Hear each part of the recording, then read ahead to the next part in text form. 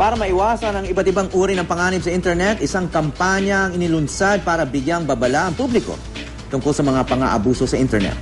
Narito ang report. Nakatutulong ang internet sa maraming bagay. Narin ang pagpapabilis ng komunikasyon, pagsasaliksik, at para sa maraming netizens, ang pakikipag-ugnayan sa mga kaibigan sa tulong ng mga social networking site. Pero di rin naman kaila na may mga nagkakaroon ng masamang karanasan sa internet. Ang mga ganitong pangyayari ang dayong maiwasan ng kampanyang inilunsad ng Child Exploitation and Online Protection Center ng United Kingdom Police Agency at British Embassy sa Maynila.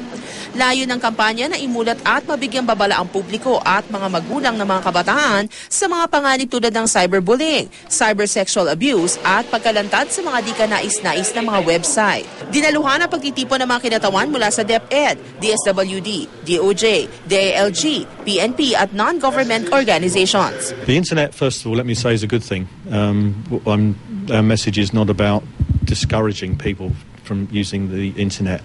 But what we have to do is to educate and empower and enable our children to protect themselves when they use the internet, because there are risks. Bahagi rin ng kampanya ang malawakang pagpapakalat ng impormasyon sa mga social networking sites at websites.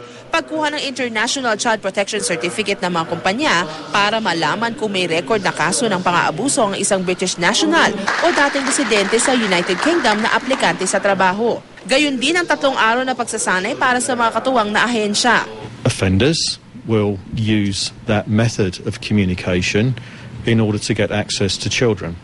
So some of the important messages that I'd like perhaps you to take away with you today are how we can better empower our children to look after themselves.